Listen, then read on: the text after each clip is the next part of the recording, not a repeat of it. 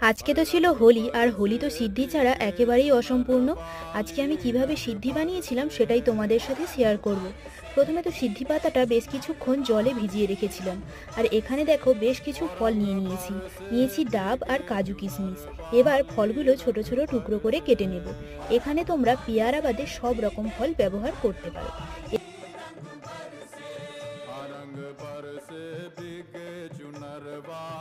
এবার একটা হাঁড়ির মধ্যে প্রথমে কুচানো কলাটা দিয়ে দেব।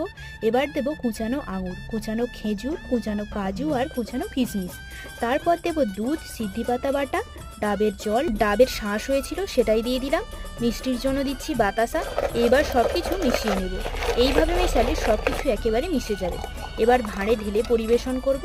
আজ তো আমরা এই সিদ্ধি খেয়ে আর রং খেলে কাটিয়েছি। তোমরা কিভাবে আজকের দিনটা কাটালে সেটা কমেন্ট করে জানিও।